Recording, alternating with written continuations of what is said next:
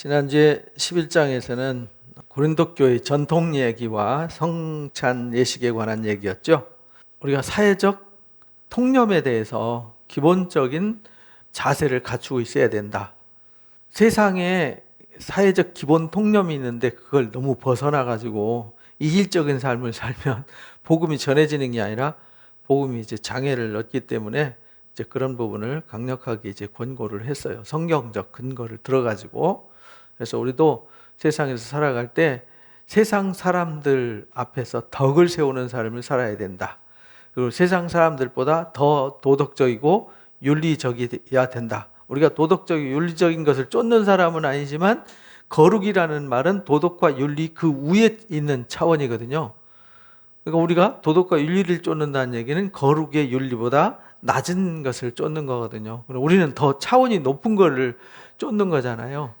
그러면 하나님의 거룩함이라는 것은 인간이 만든 도덕과 윤리의 차원 위에 있는 건데, 인간이 만든 도덕과 윤리는 각 나라마다 환경마다 상황마다 다 달라요. 우리는 애들 그 머리 이쁘다고 이렇게 쓰다듬지만 이거 해외에서는 미국 같은 성폭력이거든요. 우리는 애들 이쁘다고 엉덩이 두드리면 성폭력에 들어가요. 근데 서양에서는 엉덩이 두드리는 거는 그렇게 성폭력 나쁜 걸 해당하지 않아요. 똑같은 건데 똑같은 행위지만은 어디에서는 윤리에 벗어나고 어디에는 윤리에 벗어나지 않아요.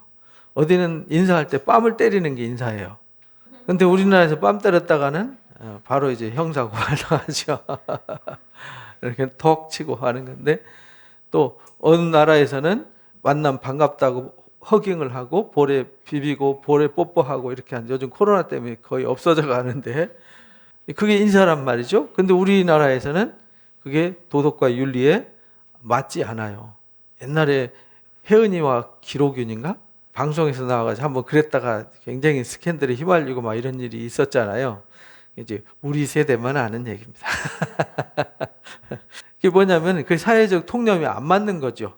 그게 아무리 친근하고 좋은 것이라 할지라도 안 맞으면 그것이 오히려 세상의 비웃음거리가 되는데, 교회가 그러면 안 된다는 거예요. 이 타락한 신전 창녀들과 정결한 여인과의 모습은 구별이 돼야 된다라는 것을 가르쳐 줬고요. 성찬도 우리가 하나님 앞에 성찬 예식을 하는 것은 예수님이 직접 제정해 주신 거거든요. 이건 누가 사도들이 만든 것도 아니고요. 교회 전통이 만들어낸 것도 아니고, 주님이 자기 십자가 앞에서 내가 너희를 위해서 내 살을 내어주는 거야. 내가 너희를 위해서 피를 흘리는 거야.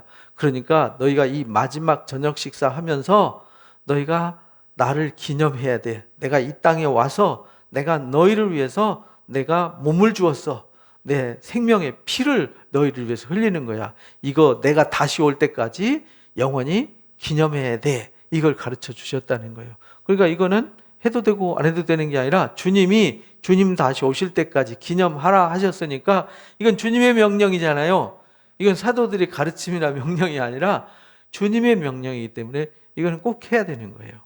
그리고 오늘 12장부터 14장까지가 이게 이제 하나의 챕터거든요. 이 12장부터 12장까지 얘기는 뭐냐면 은사에 관한 얘기입니다. 은사에 관한 얘기. 카리스마타라고 하는, 카리스마 이제 선물이라는 뜻이에요. 은사는 하나님 주신 선물인데 이 은사에 대한 이야기예요. 12장에 은사를 누가 주시는지, 어떻게 주시는지, 어떤 은사를 주시는지 그 은사의 특징을 설명을 하고, 그 다음에 여기 13장이 중간에 들어가잖아요. 여기 그죠? 13장. 그러면서 13장에 뭐가 나오냐면 사랑에 대해서 나와요. 지난주 말씀드렸듯이 사랑이 없으면 은사는 아무 가치가 없다. 사랑이 있어야만 은사도 빛날 수 있다. 그래서 은사는 왜 주셨는지 이유를 명확하게 설명을 하죠. 그리고 14장에서 이제 은사로 인해서 생긴 문제에 대한 해답을 줬어요. 근데 고린도 교회에 큰 문제가 뭐였냐면 은사가 편중되었어요. 어떤 은사에 편중되었냐면 방언의 은사예요. 오늘날도 비슷하죠. 왜냐하면 제일 신비하잖아요. 신비한 현상이 제일 쉽게 드러나는 게 이제 방언의 은사다 보니까 마치 방언 받으면은 엄청난 역사가 일어난 것처럼 착각을 한단 말이죠. 근데 고린도 교회도 그랬어요. 그래서 그 문제를 바로잡아 주기 위해서 은사가 뭐냐? 근데 은사가 다양한데 사랑이 담기지 않은 은사는 아무것도 아니다 라는 걸 가르쳐 주면서 잘못된 은사에 대한 개념을 바로잡아 주는 얘기가 14장에 나와요. 그러니까 12장, 13장, 14장을 같이 읽어야지 12장 따로 읽고 13장 따로 읽고 14장 따로 읽으면 이제 오류에 빠지는 거예요. 한 가지 얘기를 하는 건데 이걸 세 가지 이야기로 보면 안 되잖아요. 그죠? 그래서 오늘 12장 이야기를 함께 나누도록 하겠습니다. 12장에 보니까 형제들아, 바울이 말하는 형제는 그리스도 안에 있는 사람들은 다 형제예요. 예수님이 맏형이시고 우리가 다 형제예요. 그러니까 그리스도 안에 있으면 다 형제 자매예요. 우리가 부르기 애매할 때 항상 부르는 것이 형제님, 자매님 이런 용어를 쓴 거예요. 이제 우리 기독교에는 이게 좀 익숙치 않아서 형제님, 자매님 그러면 천주교인 같다 뭐 이래가지고 이러는데 사실은 성경적입니다. 성경적이에요. 형제님, 자매님 이게 상대방을 존중해 주는 말이거든요. 존중해 주는 말이에요. 그리고 또 다른 명칭으로 부르는 게 뭐냐면 성도님.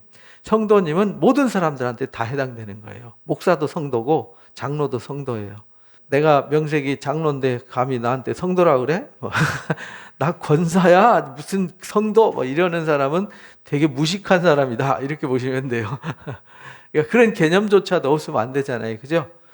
우리가 목사니 장로니 권사니 집사니 이거는 직분이고 직임이지 하나님 앞에 부르는 명칭이 아니거든요. 하나님 앞에 부르는 명칭은 하나님의 자녀들이에요.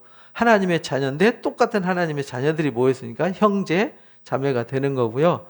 거룩하게 구별되어져서 구속받은 무리이기 때문에 성도 이렇게 되는 거예요. 그러니까 용어에 대한 개념을 여러분들이 잘 이해하시고 누가 그런 용어 쓸 때 잘 바로잡아 주시기 바랍니다. 신령한 것에 대하여 이제 말해요. 신령한 거. 여기서 말하는 신령한 거는 은사를 얘기하는 거예요. 거룩한 영적인 것, 영적인 은사에 대한 것. 나는 너희가 알지 못하기를 원한다. 그 말은 내가 너희가 알았으면 좋겠다. 너희도 알지 않느냐? 너희가 원래 어디 있었냐면 이방인이었다. 우리도 이방인이었죠. 에베소서 2장 말씀처럼 우리가 진노의 자녀였잖아요. 불순종의 아들들 가운데 역사하는 영 아래에 있었잖아요. 죄 아래에 있었잖아요. 그래서 우리가 죄인이었잖아요. 그래서 하나님도 없고 하나님과 상관없는 외인이었어요. 하나님 밖의 사람, 그리스도 밖의 사람, 그 사람을 이방인 이렇게 말했어요. 그리스도 밖의 사람을 이방인으로 있을 때에는 뭐였냐면 우상에게로 끄는 그대로 끌려갔다. 우상에 대한 얘기예요. 우상이라고 하는 고대 시대에는 나무를 깎아놓고 쇠를 깎아놓고 돌을 깎아놓고 다듬어 놓고 그 앞에 절하는 게 우상이었단 말이에요. 근데 모든 신전에 그런 신의 형상들이 있었어요. 그리고 집마다 다 그 신의 형상을 가지고 있었고 그 신의 형상을 깎아서 파는 장사꾼들이 있었어요. 오늘날도 그런 거 만들어서 파는 장사꾼들이 있잖아요. 예수님이 예루살렘에 갔더니 그런 거 있어서 막 둘러 엎으시고 이렇게 하셨잖아요. 말 못하는 우상에게 끄는 대로 끌려다녔다. 그 뭔지도 모르고 끌려다닌 거죠. 그 우상에 대한 이야기는 예레미야서 10장과 이사야서 40장부터 48장까지 상세히 나와 있다고 계속 강조를 드렸죠. 그 자세히 읽어보셔야 돼요. 우상은 아무것도 아니라는 것을 계속 강조하고 있어요. 특히 시편 115편에도 보면은 뭐라고 나오냐면 우상은 이렇게 말해요. 우상은 그들의 우상은 금이요 은이요 이렇게 말하잖아요. 하나님은 하늘에 계셔서 모든 것을 주관하시는 분인데 그들의 우상들은 은과 금이요 사람의 손으로 만든 거다. 입이 있어도 말 못하고 눈이 있어도 보지 못하고 귀가 있어도 듣지 못하며 코가 있어도 냄새 맡지 못하며 손이 있어도 만지지 못하고 발이 있어도 걷지 못하며 목구멍이 있어도 작은 소리조차 내지 못한다. 우상들을 만드는 자들과 그것을 의지하는 자들이 다 그와 똑같다. 왜냐하면 우상을 의지하니까 우상보다 우세해요, 열세해요. 우상보다 열등한 존재잖아요. 그러니까 나무막대기보다 열등한 존재. 스스로 그렇게 만든 거잖아요. 근데 하나님은 그 화가 나는 거죠. 왜냐하면 인간을 어떻게 만들었냐면 하나님의 형상으로 만들었는데 만물을 다스리고 만물 위에 세워놨는데 만물 밑으로 들어가서 버러지와 짐승보다도 못한 존재가 되었어요. 그래서 로마서 1장에는 썩어지지 아니할 하나님의 영광을 썩어질 금수와 버러지 형상으로 만들어 버렸다. 짐승의 형상을 만들어 놓고 그 앞에 네가 나를 만든 신이다. 네가 내 기도 들어달라. 네가 내 문제, 고민과 아픔을 해결해 달라. 이러고 그 앞에서 절했다라는 거예요. 너무 웃기는 거잖아요. 근데 이사야서 읽어보면 너무 적나라해요. 이사야서 꼭 40장부터 48장까지 잔잔히 읽어보세요. 우상을 섬기는 그들의 신앙의 모습을 얼마나 비웃는지를 너무나도 잘 알 수 있어요. 그래서 이제 오늘 말씀을 통해서 가르쳐 주시는 것이 이전에 주님을 만나기 전에는 이랬었다. 그러므로 내가 너희한테 말한다. 하나님의 영으로 말하는 자, 이렇게 말해요. 하나님의 영으로 말하는 자, 곧 그 말은 하나님의 부르심을 받아서 하나님의 영을 받은 자, 이 사람들은 예수님을 누구라고 부르냐면 주님이라고 불러요. 그래서 누구든지 예수님을 저주할 자라 하지 않는다. 근데 이방인들이나 유대인들은 예수님을 누구라고 말했냐면 저주받은 자, 이렇게 말했어요. 왜냐하면 십자가가 뭐죠?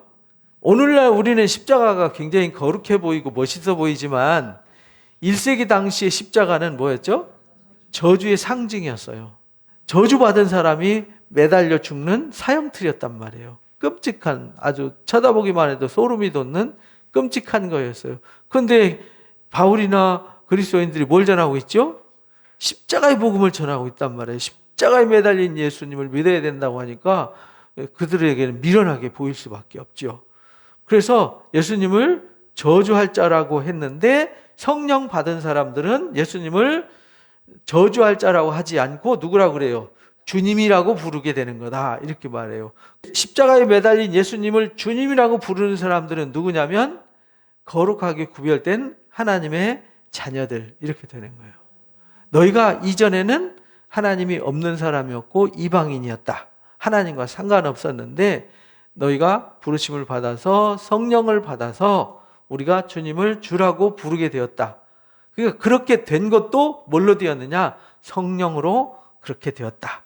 그 사실을 알게 한 것도 성령이고 성령이 내 안에 있기 때문에 예수님을 주님이라고 시인할 수 있게 한 거다. 그건 내가 한 게 아니다. 베드로가 예수님이 빌립보 가이사랴에서 신앙 고백을 받잖아요. 그때 그건 네가 한 게 아니야 라고 말하잖아요. 우리도 내가 주님은 나의 주님이십니다 라고, 주님은 나의 왕이십니다, 나의 주인이십니다 라고 고백하는 건 내가 하는 게 아니라 내 속에 있는 성령이 하는 거예요. 내 속에 부어주신 아들의 영이 하는 거다, 이 말이죠. 그러면서 여기 이제 뭐라고 말하냐면 은사는 여러 가지다. 은사는 다양하다는 거예요. 이 성경에 나오는 12가지 은사만 은사가 아니고요. 여기 이제 9가지 나오는데 9가지 또 로마 12장에 또 은사 나오잖아요.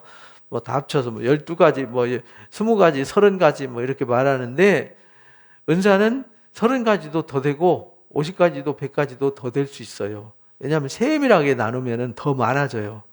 근데 여기서 기본적인 은사에 대한 틀을 이제 설명한 거지 이게 전부는 아니에요.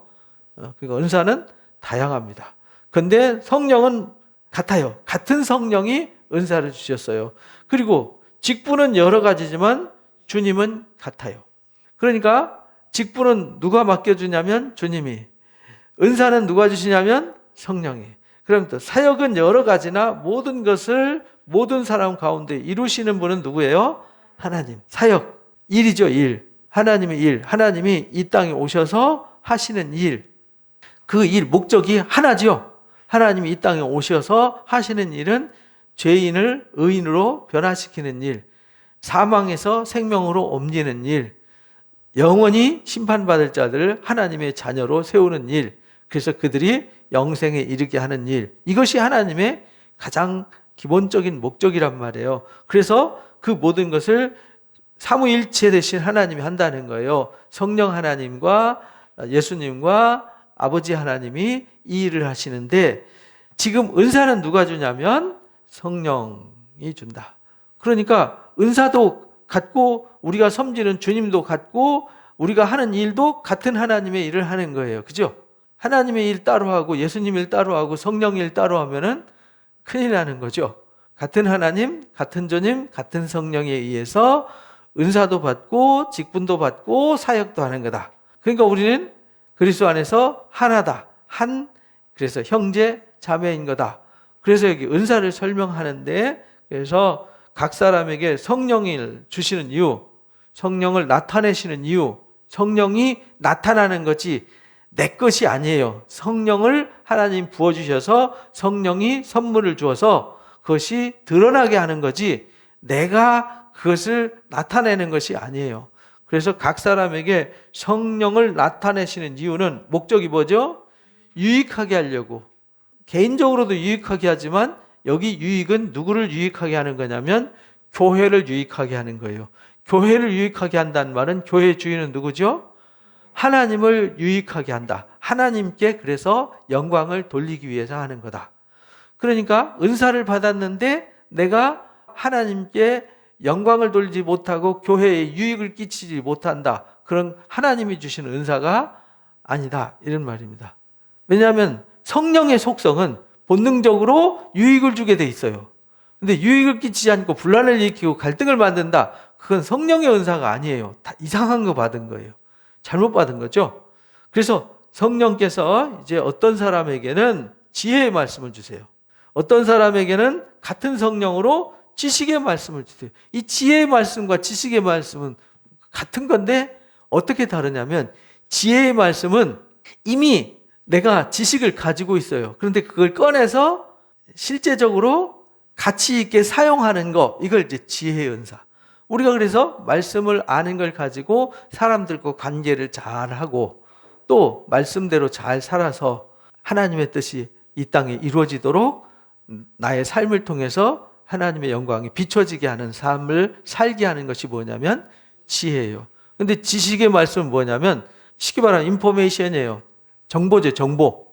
하나님이 어떤 하나님인지, 예수님이 누군지, 성령이 무엇인지, 창세기에서 뭘 말하는지, 모세오경 또 주시기 위해서 출애굽하신 역사가 뭘 의미하는 건지, 가나안 땅은 왜 그 땅을 주셨는지.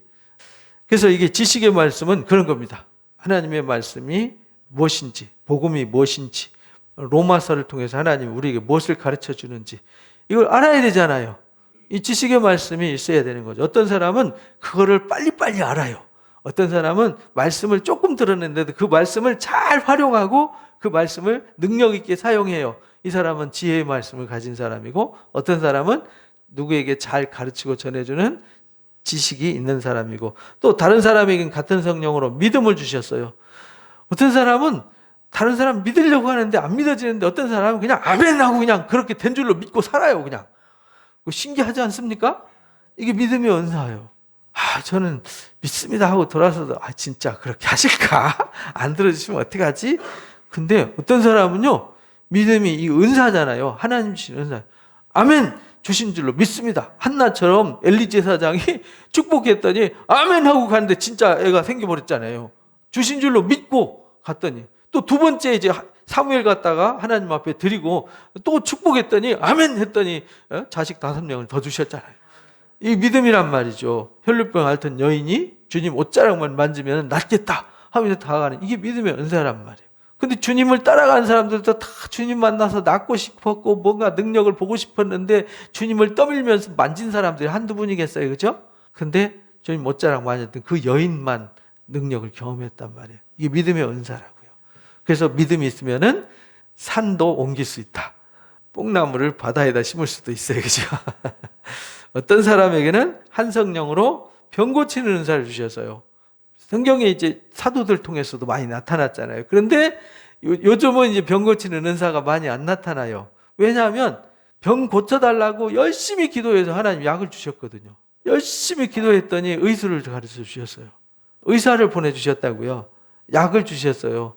그러다 보니까 요즘은 이제 하나님 앞에 기도해서 얻은 약을 먹고 하나님이 기도해서 응답받아서 치료하지 못하는 것을 치료하게 해주시니까 이제 병 고치는 은사보다는 이제 의술이나 고대 시대에는 의술을 의존하는 것을 하나님 의존하지 않는 걸로 이렇게 해석했는데 지금은 고대 시대에는 하나님을 안 믿는 그 의술의 신이 있었어요. 의술의 신을 숭배하니까 그건 하나님 의지하는 게 아니었어요. 근데 지금은 엎드려 기도하면서 그래 아프리카 같은 데 선교할 때 그러더라고요. 선교사님들 오셔서 이 필리핀의 그 오지에 이런 선교하시는 분들 갈 때 제일 많이 가지고 가는 게 뭐냐면 해열제하고 지사제래요.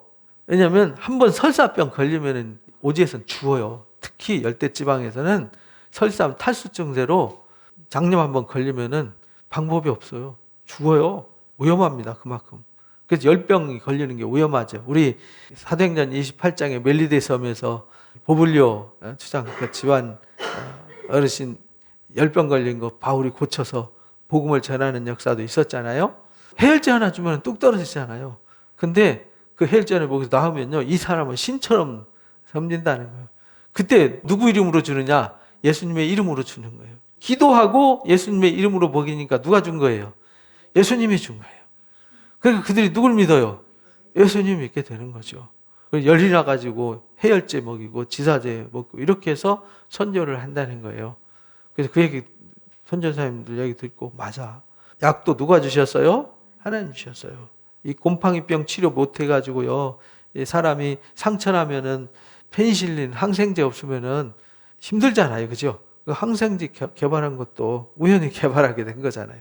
그 사람 살리려고 근현대 시대에 전쟁 나면은 엄청나게 죽었잖아요. 고대에도 엄청나게 죽었지만 칼로 싸울 때보다 총으로 쏘다 보니까 정말 잔인한 전쟁들이 많아졌죠. 그러니까 이들을 살리기 위해서 엎드려 기도하면서 약도 개발하고 엎드려서 지금 이제 코로나 때문에 백신 개발하기 위해서 온 세계가 아주 난리잖아요. 백신 개발하고 치료제 개발하기 위해서. 그래서 주신 게 뭐예요? 백신도 주시고 약도 주셨단 말이에요. 또 어떤 사람들은 백신 맞으면 거기에 무슨 코드가 들어가서 뭐 짐승의 표를 받니 어쩌니 그런 이상한 소리도 하는데 황당무계한 말에 속으면 안 돼요. 그래서 그때나 지금이나 병 고치는 은사도 있어요. 근데 지금은 감기 걸린 사람들 또 뭐 어디 손가락 찢어져서 아픈데 기도하는 것보다는 항생제 바르고 병원에 가서 꿰매는 게 더 빨라요. 병 고치는 은사를 주신 것은 그때는 의사도 없었고요, 기댈 곳이 없어서 주신 것이지, 어떤 사람에게는 능력 행함을, 예수님이 바다 위로 걸으시잖아요. 바울이 복음을 전할 때 사도행전 19장에 보면 에베소 교회에서 바울이 손수건만 갖다 얹어도 병이 고쳐지고 귀신이 물러가고 이러잖아요. 또 베드로가 지나갈 때 그림자만 지나가도 치유를 받고 막 이런 능력, 이거는 바울이 한 게 아니에요. 능력이 있는 거죠, 그죠? 그래서 어떤 사람의 능력 행함을, 어떤 사람에게는 예언함을, 예언이란 말은 하나님의 말씀을 깨달아서 깨달은 말씀으로 다시 전하는 것을 예언이라고 그래요. 그러니까 하나님의 말씀이 선포되어지는 게 예언이라고 그랬잖아요. 계시는 받는 게 계시고 전하는 것이 예언이다. 이렇게 우리가 정의를 내렸었잖아요. 배웠잖아요. 우리가 예언 은사라는 말은 계시로 받은 말씀을, 지식과 지혜의 말씀을 내 마음에 새긴 것을 사람들한테 선포해서 사람들한테 깨우치는 거, 깨우쳐주는 거. 이거 내 생각을 말하는 게 아니에요. 하나님의 뜻을 선포해서 가르쳐주는 것. 이것이 이제 예언이에요. 그래서 어떤 사람에게는 그런 예언함의 은사를 주셨어요. 그래서 말씀을 통해서 보이잖아요. 선지서를 보면은 이 예언이 뭔지를 쉽게 알 수 있어요. 이사야나 예레미야가 이스라엘 백성들이 지금 어떤 상태인지를 말해줘요. 성경적 근거를 가지고. 그래서 너희가 성경 말씀대로 성경 거울에 비춰보니까 하나님이 너희가 죄를 범했어. 하나님을 떠났어. 그러니까 너희가 하나님이 돌아오래. 돌아오면은 용서해 주시고, 너희가 말씀 안 듣고 불순종해서 죄를 범하고 불의를 행하면은 심판할 거라고 그랬어. 이게 이제 예언이잖아요. 그러니까 우리가 예언이란 말은 그런 뜻이 있는 거예요. 우리가 사람들이 신앙생활 하는데 잘못하고 있거나 잘못된 길로 가면 성경을 근거로 하나님이 주신 말씀을 그한테 가르쳐줘서 너 그렇게 살면 망할 수 있어. 그렇게 살면 고난을 당할 수 있어. 거기에는 생명길이 아니라 사망의 길이 있어. 그러니까 돌아와. 하나님이 너를 돌아오라고 그랬어. 돌아오면 너를 씻어주고 거룩하게 해주고 새롭게 해준다고 그랬어. 이게 이제 뭐냐면 예언의 속성이란 말이에요. 예언과 가르침을 우리가 이제 잘 분별해야 되는 거죠. 어떤 사람에게는 영을 분별해요. 이 영분별의 은사를 가진 사람은 딱 이제 대화를 해보고 이렇게 하다 보면 이 사람은 성경을 가르치는 게 아니라 인문학을 가르치는 사람이네 이렇게 이제 구별할 수 있고요. 아, 이 사람은 인본주의자네 이거 분별할 수 있고요. 아, 이 사람은 영지주의자네 이거 분별할 수 있어요. 아, 이 사람은 잘못된 이단이네. 아, 이 사람은 귀신의 영을 받은 사람이네. 이 구별할 수 있어요. 이 영분별함의 은사를 우리는 그리스도인들은 이 영분별 은사를 기본적으로 다 주세요. 그래야 우리가 분별해야 진리를 따라가잖아요. 어둠을 따라가지 않고. 또 다른 사람에게는 뭘 주세요? 방언 말함. 방언을 말하는 거예요. 방언이라는 것은 외국 말을 말하는 거예요. 다른 나라의 말. 제주도 방언이 있고 전라도 방언이 있고 경상도 방언이 있잖아요. 제가 강원도 오리지널 방언 하니까 못 알아듣겠더라고요. 제주도 방언도 못 알아들어요. 그래서 전라도 방언은 이제 많이 들어서 그런지 이제 익숙해져서 이제 많이 좀 아는데, 아, 처음엔 되게 어려웠어요. 무슨 말 하는 거지? 재밌는 일화가 있어요. 경상도 청년이 군대 가고 전라도 청년이 군대에 갔어요. 근데 경상도 청년이 선임이에요. 그래가지고 짐을 정리하고 작업을 하는데, 야, 이거 공가라, 공가.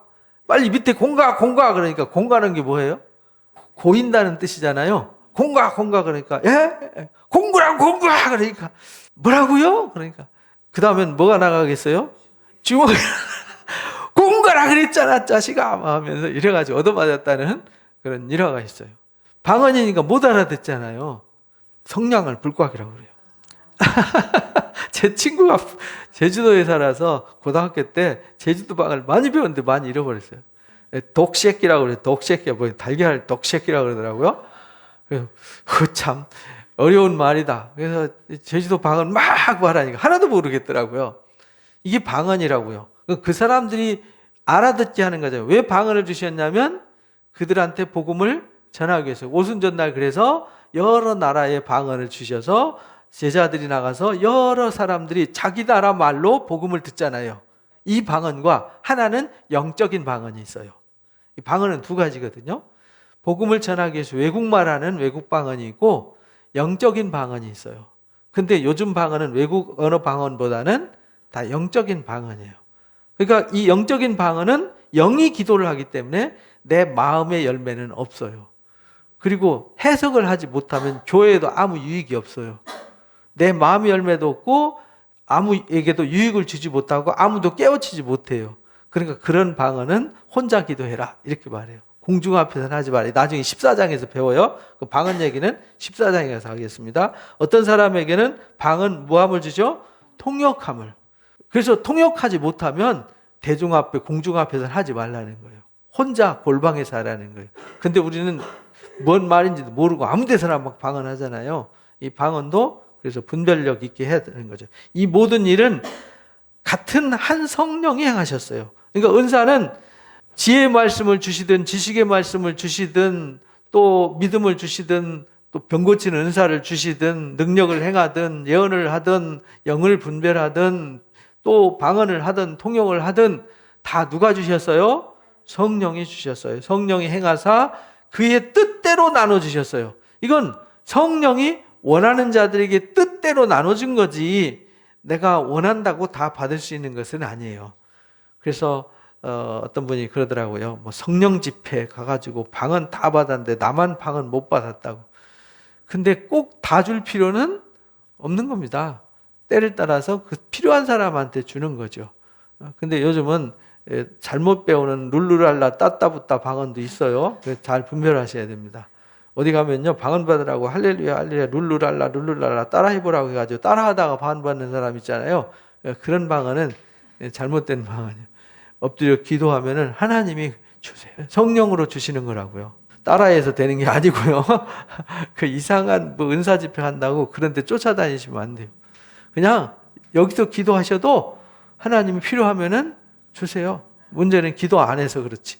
몸은 하나인데 많은 지체가 있잖아요. 몸은 하나인데 손도 있고 손가락도 있고 손톱도 있고 발도 있고 발가락도 있고 무릎도 있고 엉덩이도 있고 어깨도 있고 가슴도 있고 머리도 있고 머리에 이제 눈, 코, 귀, 입 다 있잖아요.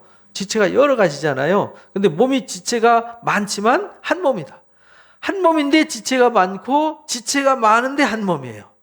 그것처럼 그리스도도 그렇다. 예수님도 그렇다.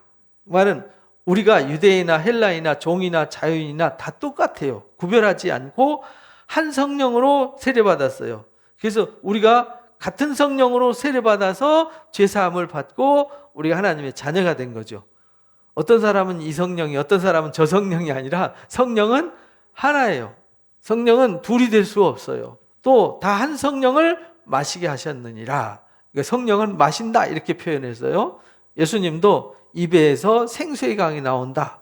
우리가 받을 성령을 가르쳐 말씀하신 거다. 요한복음 7장에 그렇게 말씀하시죠.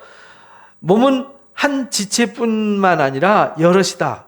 그러면서 만일 발이 말하기를 나는 손이 아니니까 몸에 안 붙어 있어. 이렇게 말한다고 해도 몸에 붙어 있지 않은 게 아니다. 귀가 말하기를 나는 눈이 아니니까 몸에 안 붙은 거야. 이렇게 말할 수 없다는 거예요. 우겨도 우리는 다 한 몸이다. 그래서 우리는 예수님이 머리고 우리가 다 한 지체예요. 한 몸이에요. 나는 아니야 라고 우겨도 그리스도 안에 있고 하나님의 자녀라면 다 한 몸이에요. 만일 온몸이 눈이면 듣는 곳은 어디고 온몸이 듣는 곳이면 냄새 맡는 곳은 어디겠느냐. 그 하나님께서 은사를 주실 때에 골고루 주신다는 거죠. 필요에 의해서 골고루 주시는 이유는 협력해서 유익을 이루라고, 협력해서 선을 이루라고 골고루 주시는 거지, 모든 사람들에게 다 방언 주시고 모든 사람들에게 다 능력 주시고 모든 사람들에게 다 통역 주고 이렇게 안 하신다는 거예요. 그러니까 누가 어떤 은사 받았다고 부러워하면은 안 돼요. 그건 하나님이 그 사람에게 필요해서 주셨어요. 뭐 하라고? 유익하게 써서 남한테 유익을 끼치고 덕을 끼치고 하나님의 영광을 드러내라고 주신 거다 이 말이에요. 거기다 쓰지 않고 자기를 위해서 쓰면 그게 마귀가 되는 거예요. 박태선이하고 문선명이가 그래서 이단이 된 거예요. 원산에서 1900년 5년부터 신비주의, 신비한 현상들이 일어났거든요. 기도할 때 방언하고 막 신비한 환상을 보고 이러다 보니까 그 사람들이 기도하면 막 병이 낫고 이런 일이 일어났어요. 근데 이 사람들이 은사를 그걸 쫓다 보니까 그게 누구 거냐면 그 사람 것이 된 거예요. 그래서 요즘도 그러잖아요. 어떤 목사님한테, 어떤 권사님한테 병 고치는 은사 있어. 그 사람한테 가면 다 나. 그 사람이 다 고쳐줘. 뭐 이렇게 말하잖아요. 그 사람이 고치는 게 아니라 누가 하는 거죠? 하나님이 하시는 거예요. 주님이 하시는 건데 그렇게 하다 보면은 자기가 우쭐해져서 나중에는 하나님 주신 은사가 자기 걸로 착각해요. 그래서 유익하게 해야 될 것이 자기를 이용하는 도구로 써져요. 그래서 가서 하는데 얼마씩 돈을 받고 하고 초청하는데 얼마씩 내야 하고 한번 모시려면은 얼마 사례비를 줘야 되고 이런 쪽이 되는 거죠. 이렇게 되면은 큰일 나는 거예요. 그래서 하나님이 필요에 따라서 나눠주는 거지 모든 사람들에게 다 같은 은사 주는 것은 절대 아니다. 그러나 이제 하나님이 그 원하시는 대로, 하나님 원하시는 대로 지체를 각각 몸에 두셨다. 이 말은 누구는 손의 역할을 하도록 은혜를 주시고, 그죠? 성령으로 은사 주세요. 그래서 누구는 열심히 청소하는 걸 가지고 은혜를 받아요. 누구는 막 꽂꽂이하는 걸 가지고 은혜를 받아요. 누구는 막 사람들 올 때 막 인사하고 반갑게 사람들 맞이해 주는 걸로 은혜를 받아요. 또 누구는 무엇을 기록하고 뭘 쓰고 정리하고 이런 것을 가지고 또 은혜를 받아요. 누구는 새 가족을 가르쳐주고 섬겨주고 이런 사람, 누구는 아픈 사람들 똥 오줌 받아내주면서 즐거움으로 그런 것을 감당해요. 은사는 다양한 거죠. 모든 사람에게 다 주시는 것은 아니라는 거예요. 그래서 지체는 각각 몸에 두셨으니 만일 다 한 지체면 몸은 어디 있겠냐? 그렇잖아요. 다 코면은 그게 사람입니까? 아니잖아요. 다 손이면은 그게 괴물이지 사람이 아니잖아요. 이제 지체는 많으나 몸은 하나라는 걸 잊지 마라. 그러나 다양하다. 여러 가지다. 이걸 잊지 마라. 눈이 손들어 내가 너를 쓸데없다 할 수 없죠. 또 머리가 발들어 내가 너를 쓸데없다 하지 못한다. 왜냐하면 우리 온 몸에 쓸모없는 것은 하나도 없어요. 손톱도 별 볼 일 없는 것 같죠. 손톱 없으면 무거운 짐 못 든다는 거 아시죠? 발톱 빼면요 달리기 못해요. 신기하죠?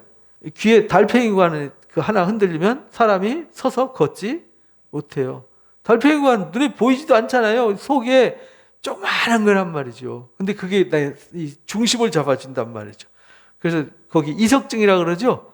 이 달팽이관이 문제 생기면요, 빙빙 돌아가지고요. 저도 한번 그래가지고 혼난 적이 있어요. 빙빙 돌고 이 중심을 못 잡아요. 그러니까 우리 몸에 쓸데없는 것이 하나도 없어요. 다 귀중해요.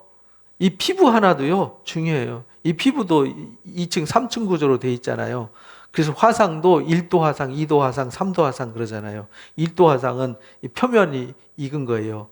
근데 이 피부 안으로 덜 들어간 상태인데 2도 화상은요, 피부 1층과 2층이 손상이 돼요. 그럼 치료하면 되거든요. 진물 나고 막 물집 생기고 이런 상태를 말하는 거죠. 치료할 수 있어요.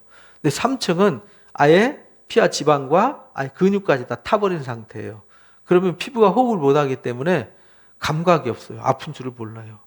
그러니까 괴사돼가지고 혈액 순환이 안 되어지고 그러다 보니까 합병증으로 그냥 하루 이틀 만에 그냥 확 무서운 거죠.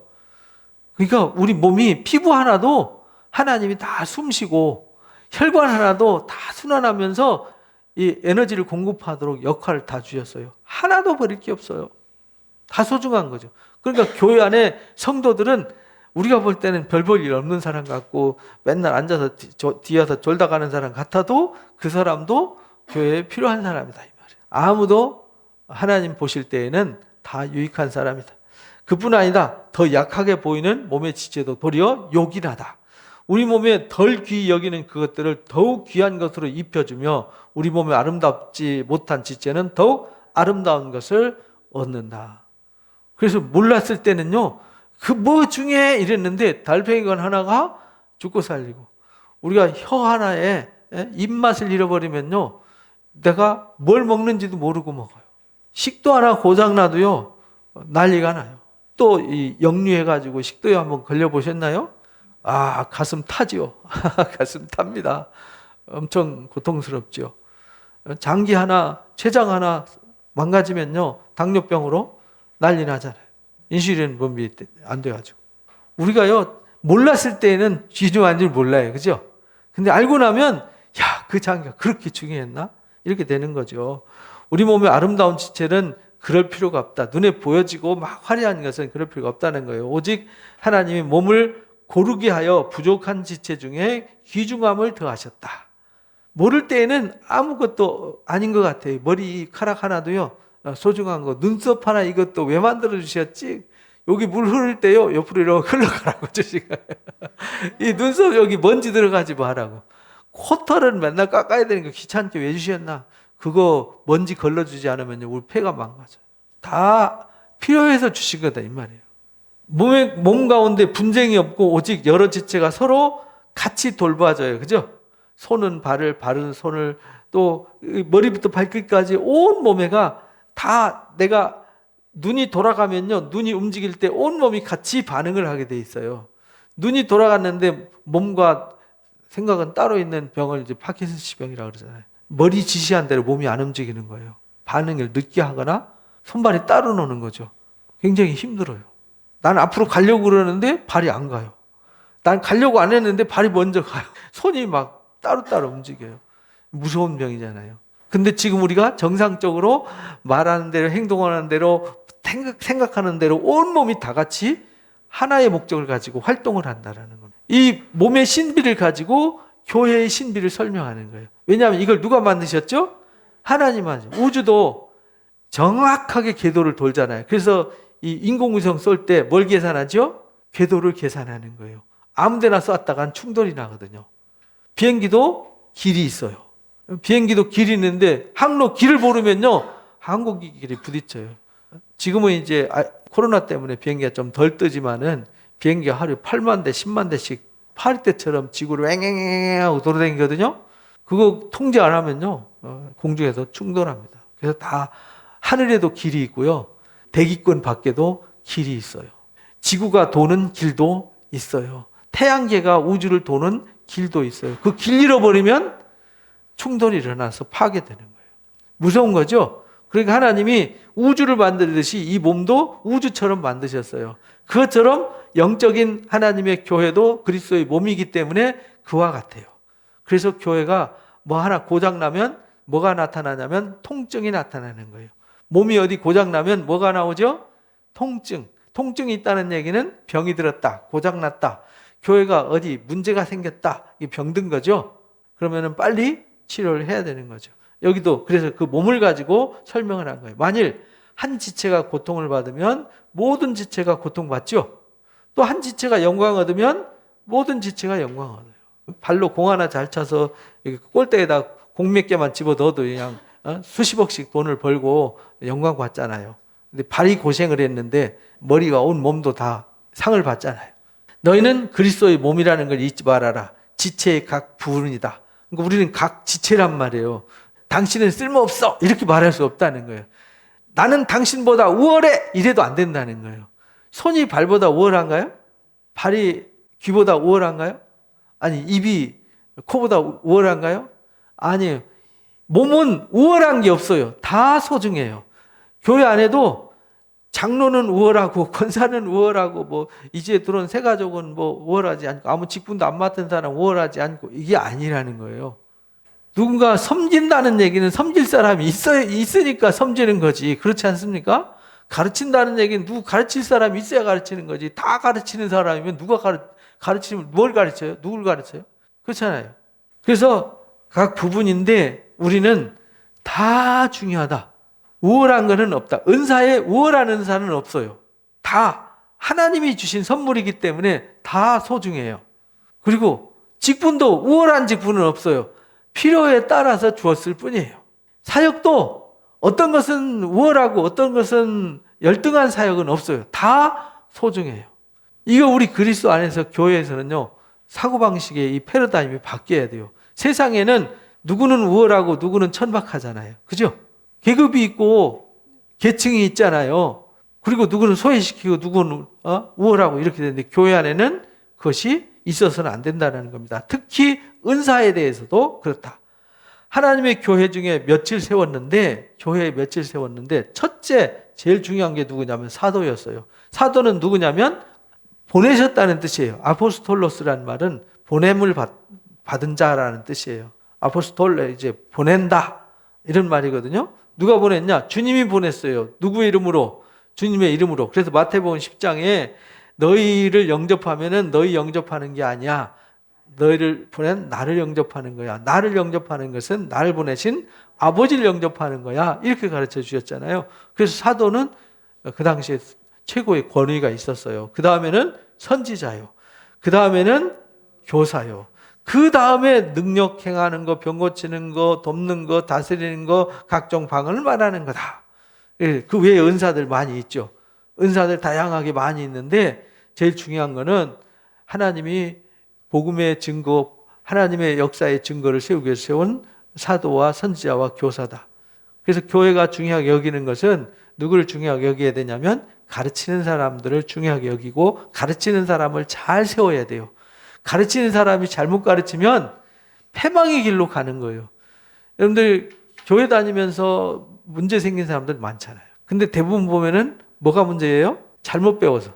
잘못 배웠다는 얘기는 반대편에서 보면 잘못 가르치는 사람을 만나서 이런 말이거든요. 잘못 배웠다는 얘기는 잘못 가르치는 받은 거예요. 그럼 잘못 가르치는 사람을 만나서 문제가 된 거잖아요. 그래서 교회는 잘 가르치는 사람을 잘 세우는 게 교회가 제일 중요한 일이에요. 우선순위. 그래서 교회 사역자 세울 때는 잘 분별해가지고 잘 가르칠 수 있고 덕을 세울 수 있는 사람을 세워야 되는 것이죠. 근데 참 그게 쉽지 않아요. 그죠? 쉽지 않아요. 중요한 거는 하나님을 사랑하는 자, 그 다음에 주님의 성품을 닮은 자, 그 다음에 잘 가르치는 자 이렇게 돼야 돼요. 아무리 잘 가르쳐도 성품이 고약하면 은혜가 안 돼요. 능력이 나타나도 덕이 되지 않아요. 그렇다고 다 사도일 수는 없잖아요. 다 선지자일 수 있고 다 교사가 되고 다 능력 행하는 사람이 될 수는 없잖아요. 다 병 고치고 다 방언할 수는 없지 않느냐.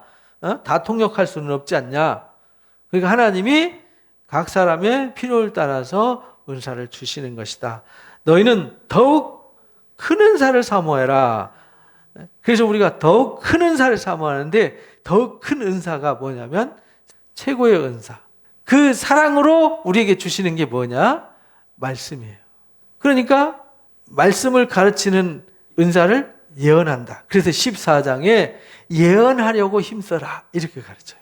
내가 또한 가장 좋은 길을 너에게 보일 거다. 그 좋은 길을 이제 13장, 14장에서 보여주는 거죠.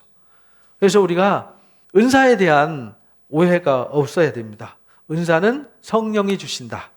각 사람의 필요를 따라서 나눠주는 거다. 근데 모든 사람이 다 방언해야 된다. 모든 사람들이 다 능력을 행해야 된다. 모든 사람이 다 교사돼야 된다. 모든 사람들이 다 사도돼야 된다. 이거는 말이 안 된다.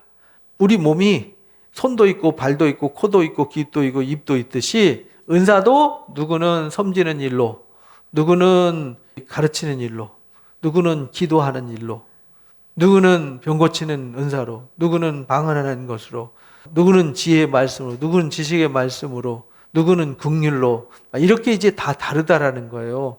그러니까 어떤 게 우월합니까? 우월한 건 없어요. 다 하나님이 주셨기 때문에 똑같은 선물이에요. 은사는 선물입니다. 그러니까 이것만 받아야 된다라고 하는 건 거짓말이에요. 그런 거 믿으시면 안 돼요. 그런 거 따라가셔도 안 되고요. 그런 거 배우셔도 안 돼요. 다 중요하다라고 배워야 돼요. 다 소중하다고 배워야 돼요. 그리고 서로 받은 은사를 뭐 해줘야 돼요? 존중해야 돼요. 그래서 내 은사가 교회에 거침이 되거나 유익을 주지 않으면 그 은사는 잘못된 은사거나 잘못 배웠거나 잘못 사용하니까 바르게 사용하도록 하나님의 일을, 하나님의 나라와 하나님의 역사를 이루기 위해서 은사도 주시고 직분도 주시고 사역도 주신 거지, 그 외에 다른 목적을 쓰면 그거는 마귀 새끼가 되는 거예요. 첫 번째 목적은 하나님의 목적을 이루기 위해서 은사를 주신 거다. 하나님의 뜻을 이루기 위해서 직분을 주신 거다. 하나님의 뜻을 이루기 위해서 사역을 하는 것이다. 그래서 같은 성령으로 은사를 주시고 같은 주님이 직분을 주시고 같은 하나님이 사역을 우리에게 맡겨주신 것이다 라는 사실을 잊지 마시고요. 은사에 대한 오해 없기를 바랍니다. 그리고 은사에는 어떻게 활용하는가? 사랑이 있어야 된다. 사랑이 없는 은사는 아무것도 아니다. 이제 13장에서 다음 주에 나누도록 하겠습니다. 우리 합심해서 기도하고 마치도록 하겠습니다. 마음을 다해서요. 은사를 주신 하나님. 여러분들이 이미 은사를 받았을까요? 못 받았을까요? 이미 받았어요. 모르는 것 뿐이지. 그리고 은사가 필요하면 주실까요? 안 주실까요? 주십니다. 그리고 주신 은사를 잘 활용하고, 주신 은사가 뭐냐면 내가 하는데 하면 할수록 더 재미있고 즐겁고 더 하고 싶고 하면 할수록 더 막 능력이 나타나는 그게 은사예요. 근데 하면 할수록 그만하고 싶다. 이건 아닌 것 같다. 그건 은사가 아니에요. 그냥 시키니까 하는 거지. 그래서 여러분들 은사를 발견하고 또 은사를 받도록 또 은사 주신 하나님에 감사하고 주신 은사를 하나님의 영광과 유익을 위해서 쓰도록 합심해서 기도하고 마칩니다. 감사합니다. 하나님 아버지, 하나님께서 이 땅에 아들을 보내주셔서 우리를 구속하시고 우리를 하나님의 아들 삼아 주셨습니다.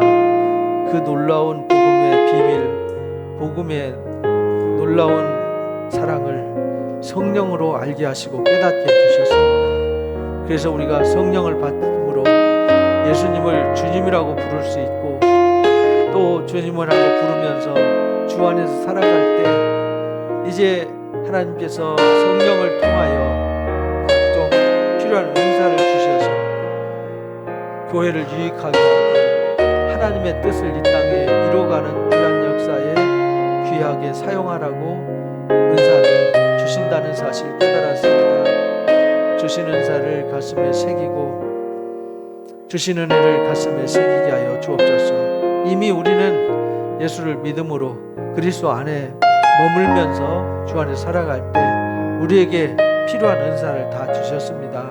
하나님 아버지, 우리가 어떤 은사를 받았고 또 무슨 은사를 받았는지를 생각하고 그 은사를 소중하게 여기는 자가 되게 해주시고 그 은사를 어떻게 활용하고 그 은사를 어떻게 잘 사용해서 덕을 세우고 하나님 영광을 드러내고 하나님과 교회를 유익하게 할까를 고민하는 은혜자들이 되게 해주시기를 기도합니다. 해야 할 일이 많고 하나님 우리가 풀어가야 될 숙제가 많은 때입니다. 하나님 아버지, 우리가 은사를 통해서 성도 간에 또 형제 자매 간에 서로 격려하고 위로하고 함께 손잡고 서로를 세워가고 교회를 세워가고 가정을 세워가고 또 세상에 하나님의 거룩한 힘과 능력을 세워가고 일을 세워갈 수 있는 하나님의 사람들, 성령의 사람들이 되게 해 주옵소서. 우리는 은사를 받았지만 이게 내 것이 아니라 주님의 선물입니다. 주님이 필요한 자에게 당신의 영광과 유익을 위해서 선물하신 것인데 어떤 것을 받았다고 우월한 마음 자세를 가져서는 안 되겠습니다. 우월한 것이 아니라 하나님 각 사람에게 필요를 따라 주셨습니다. 필요를 잘 활용해서 하나님의 영광과 의를 드러낼 수 있도록 성령을 사로잡아 주시고 인도해 주옵소서. 오늘도 함께 해주심을 감사합니다. 받은 은혜 가슴에 새기고 주신 은사를 더욱더 잘 활용하고 더욱더 잘 준비해서 우리 모든 성도들이 서로 은사로 서로 섬겨서 서로를 빛나게 하고 서로 영광되게 하고 우리 주님의 영광을 드러내는 놀라운 은혜자들이 되게 해 주옵소서. 예수님의 이름으로